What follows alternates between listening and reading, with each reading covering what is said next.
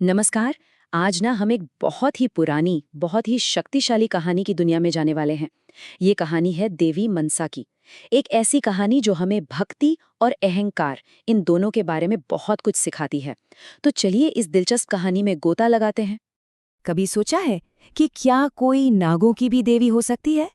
हाँ, एक ऐसी देवी जो सांपों पर, सर्पों पर राज करती हो और जिनकी कृपा मिल जाए ना तो हर तरह का डर दूर हो जाता है। तो आज हम उन्हीं की कथा जानने वाले हैं। तो हमारी कहानी की जो मेन कैरेक्टर हैं वो हैं देवी मनसा, नागों की देवी। आइए थोड़ा जानते हैं उनके बारे में। अच्छा, देवी मनसा का नाम ना बहुत ही खास है। कहते हैं कि वो भगवान शिव के मन मतलब उनके मानस से पैदा हुई थीं और इसीलिए उनका नाम मनसा पड़ा। पता है लोग उनकी पूजा क्यों करते हैं? ताकि सांपों से जुड़ा जो डर है वो निकल जाए और घर परिवार में शांति बनी रहे। चलिए अब मिलते हैं कहानी के दूसरे और बहुत ही अहम किरदार से, एक अमीर व्यापारी चांद सौदागर। और यहीं से कहानी का असली टकराव शुरू होता है। तो ये जो चांद सौदागर थे वो बहुत अमीर तो थे ही, साथ ही भगवान शिव के मतलब बहुत ही बड़े भक्त थे। उनकी भक्ति इतनी पक्की थी कि वो शिवजी के अलावा किसी और देवी देवता को मानते ही नहीं थे। अब देखिए यहीं से असली टकराव शुरू होता है। देवी मनसा चाहती थी कि चांद सौदागर उनकी भी पूजा करें, लेकिन चांद सौदागर वो तो अपने घमंड और शिव भक्ति में इतने डूबे हुए थे कि उन्होंने साफ इनकार कर दिया। और चांद सौदागर के इस इनकार का नतीजा, देवी मनसा बहुत नाराज हो गई और इसके बाद जो हुआ वो काफी दुखद था। देवी के गुस्से ने ना चांद सौदागर की जिंदगी में जैसे तबाही ला दी। पहले तो एक एक करके उनके सभी बेटों की जान चली गई। फिर उनके कारोबार में इतना भारी नुकसान हुआ कि सब कुछ डूबने लगा। पर कमाल की बात तो ये है कि इतना सब कुछ हो गया, लेकिन उनका घमंड वो नहीं टूटा। उन्होंने तब भी देवी मनसा की पूजा करने से मना कर दिया। लेकिन कहानी यहाँ खत्म नहीं हुई थी।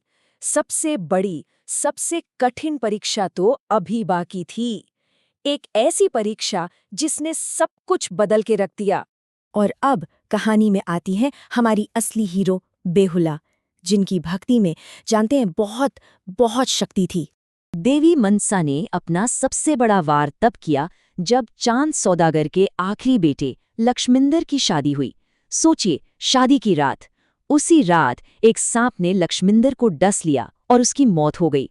अब तो सबने मान लिया था कि भाई अब कुछ नहीं हो सकता, सब खत्म। लेकिन लक्ष्मिंदर की पत्नी बेहुला ने हार नहीं मानी।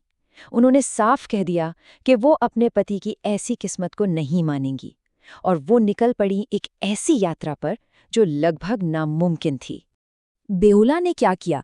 उन्होंने अपने पति के शरीर को एक बेड़े पर रखा और नदी के साथ साथ बहने लगी। उन्होंने देवताओं को खुश करने के लिए बहुत बहुत ही कठोर तपस्या की।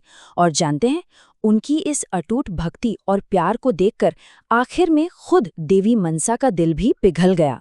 और बस बेहुला की भक्ति ने घमंड पर जीत हासिल कर ली। यहीं से कहानी का अंत एक नई शुरुआत बन गया। बेहुला के उस प्यार और तपस्या से देवी मनसा इतनी प्रभावित हुई कि उन्होंने न सिर्फ लक्ष्मिंदर को दोबारा जिंदा कर दिया, बल्कि उन्होंने चांद सौदागर को भी माफ कर दिया। ये दिखाता है कि सच्ची भक्ति जो है ना, वो बड़े से बड़े गुस्से पर भी जीत हासिल कर सकती है। और जब चांद सौदागर ने अपने बेटे को जिंदा वापस पाया ना, तो उनका घमंड आखिरकार टूट ही गया।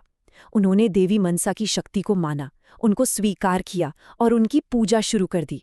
और फिर देवी ने भी उन्हें सुख समृद्धि का आशीर्वाद दिया। तो इस पूरी कहानी से हमें सीखने को क्या मिलता है? क्या है इसका संदेश? देखिए, इस कहानी के 3 बड़े संदेश हैं। पहला, कभी भी दैवीय शक्ति का अपमान नहीं करना चाहिए। दूसरा, सच्ची भक्ति और सब्र से हर मुश्किल हल हो सकती है, बिल्कुल वैसे ही जैसे बेहुला ने कर दिखाया। और सबसे जरूरी बात, घमंड और अहंकार का नतीजा हमेशा नुकसान ही होता है। तो आखिर में ये कहानी हमें एक बहुत बड़े सवाल के साथ छोड़ जाती है कि अहंकार ज्यादा ताकतवर है या भक्ति?